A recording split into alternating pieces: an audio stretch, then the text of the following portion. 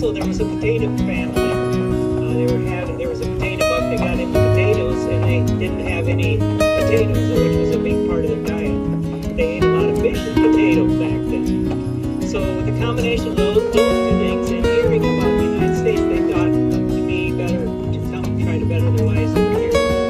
So as they came into Ellis Island in New York, they went to, a lot of them went up into the Holland, Michigan area, and after that was homesteaded. A lot of them moved into the Pella, Iowa area of the state, and after that ground was homesteaded. A lot of we had a bunch of covered wagons come up this area to try to find another spot to homestead, and came up in this area. They thought the ground was good, a lot of good farmland, and a lot of them were farmers, so that was very important to them.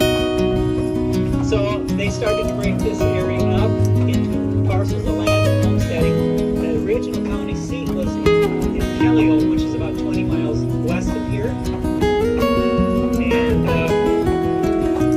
the citizens of Ward City and the community thought that it should be in the middle of the county instead of way on the edge of the county. I'm going to break into my story here. If you look to your left, here is a tulip garden. If you want to know what different tulips look like, you can walk through here. There's still a few left. But each tulip's got a different name. There you can see there's different heights, different kinds, different styles, different colors. They all have different names, and you can order them there if you want to order tulips. You can order them there, and then you can plant them in the fall. All tulips have to be planted in the fall. You cannot plant tulips in the spring. They have to be planted in the fall, so they in winter and rest in the fall during the winter, and then they come up in the spring. So it depends when they come up is how soon we get warm weather. If we get warm, cold spring, a little bit later. If it's very warm, like this year, a little warmer, it came up earlier. So it's hard to know exactly. Back to my story. People in this area thought that the county seat should be in the middle of the county instead of at the edge. So one night they set out with a bunch of bobsleds and horses. They went over to Kellio and stole the safe and sold all the records and hauled them back here to Orange City and made Orange City the capital or the county seat of the county. As we come here, you look to your left, there's a Sioux County courthouse. After they stole the records, they decided they needed a building, so in 1902 they started construction of this beautiful building. It's on the historic register. It's prettier on the inside than it is on the outside. It's all marble. Very, very well kept. Just absolutely beautiful. If you get a chance to step into the lobby there, it's just really a beautiful building. Like again, the rock, I think the rock all came from Minnesota. They hauled it all from Minnesota. And as you can here, you can see a peak of Lady Justice on the top. She's about 11 feet tall and has a balance scale in her hand. And that was added a few years after it was built. I think the first whatever was on there blew off or that's but it's a very beautiful, well-kept building. And very nice. As we come here to the corner, you look to your right, you'll be able to see some floats. That's where the parade lines up for this afternoon. The parade starts here and goes in the direction we just came from. The bands and all the floats will be lining up in here, and then they get started. To your left and across in the corner is the Sioux County Museum. There's a lot of artifacts from the past here. A lot of Dutch different things are in there, but there's also a lot of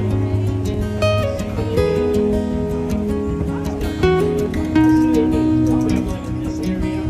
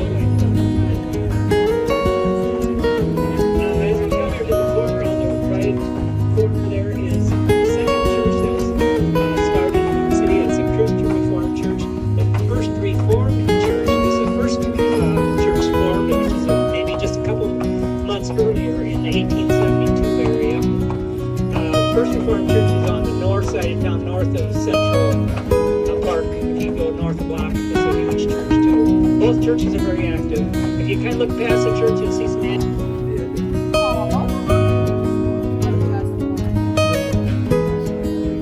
What are your horses' names? Rowdy and Butterful today. Ron lives just out of town. Rowdy's 13, Bud is 11 years old. Big horses.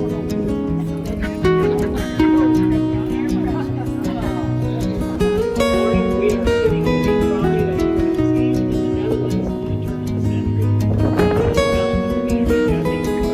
Transportation. The city or city with the Netherlands back in 1970 just to view what was going on because we've had the Tulips for so many years. And they saw these trolleys and thought this would really be a good thing for our festival. So they took pictures and measurements and they came back and we made 2 trolleys.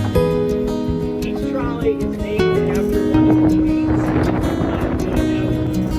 And I think this one is Julie and you're writing for Julie. And as you go, if you have any questions, let me know and I'll try to answer. Otherwise, I'll give you just a short, brief history of what the community is like. Originally, when the Dutch immigrants came from the Netherlands, they left the Netherlands because they were being prosecuted for their religious beliefs. And also, there was a potato famine. There was a potato bug. They got into potatoes, and they didn't have any potatoes, which was a big part of the diet.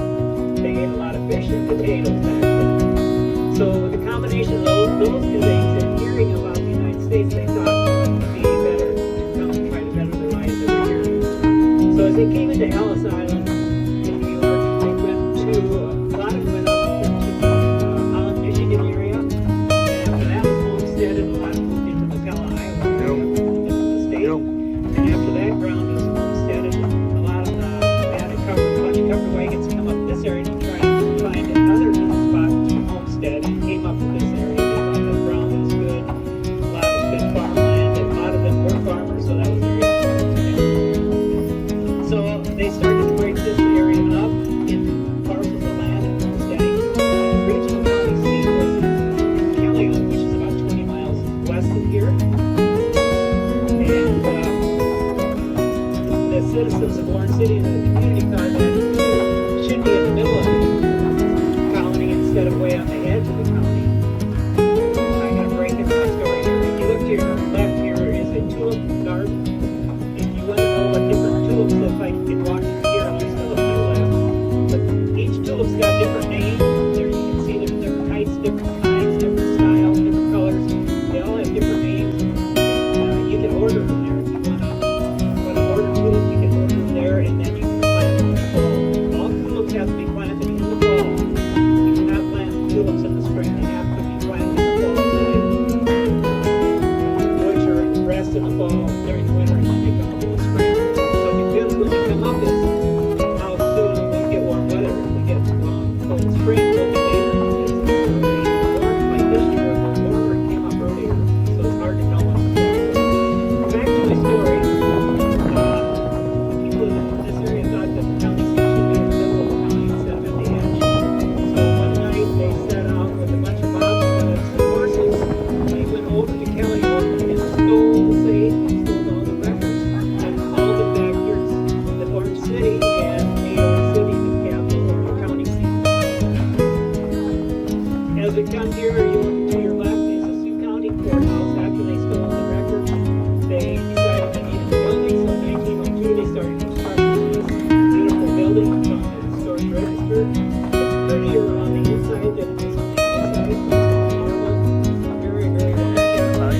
Just absolutely beautiful. If you get a chance to step into the lobby there, it's just really a beautiful building.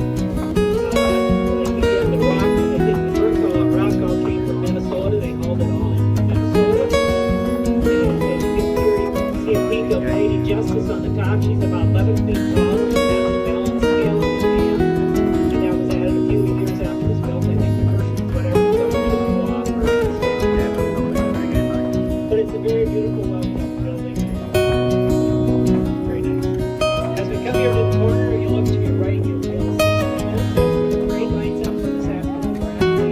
straight starts here and goes in the direction we just came from. The bands and all the floats will be lining up in here and getting started.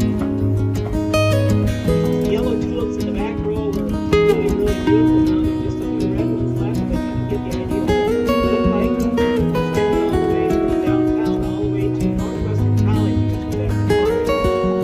The Alpha pottery, the white pottery, she has a lot of that in there too. You see the tanks along the side, you're maybe wondering what water tanks are for. That's for the street scrubbers. This afternoon, about 1:30 or 2 o'clock, they will start to scrub the streets. You have to have the streets clean for the clean. The clean can't get down the streets unless the streets are clean. So the boys are on call now with their buckets, building city offices and gym. The Dutch does have performance here. If you get a chance, you want to see that. That's a 20-minute performance. That's a dance and singing in Dutch costumes and black lights and everything. It's really, really cool here. And also the night show is in here too. This year it's Footloose. It's cast of 75 people from our community that give a play every year. And this year it's Footloose. There's the Dutch dozen. They're getting ready to do their performance, so if you're interested in that, try it. Take it into those films. You can see a lot of the village have those films like that. As we come here to the corner, you look to the left, there's a little windmill, just a little tall windmill there. That is a phone booth. Remember the phone booth in the old days before cell phone? And you could still go in there and put your quarter in the slot and make a phone call. It's still operational today. It was built in 1968.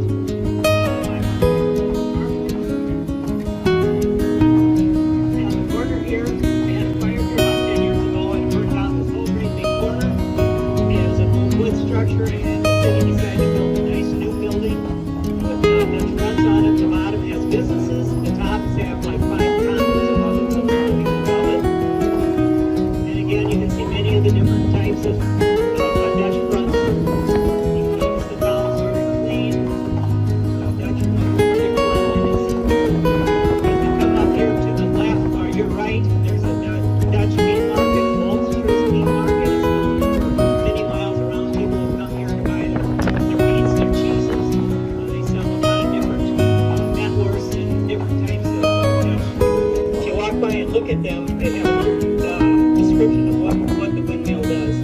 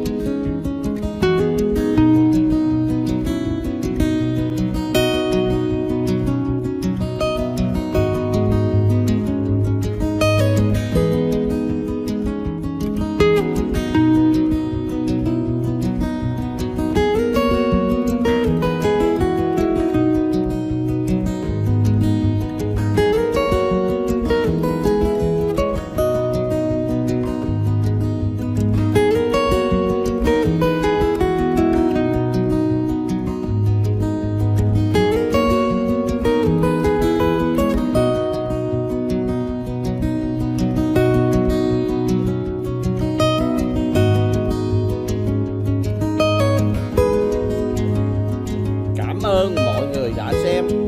Nếu video thú vị, đừng quên ấn like và theo dõi để không bỏ lỡ những chuyến đi mới. Hẹn gặp lại các bạn trong những trải nghiệm sắp tới.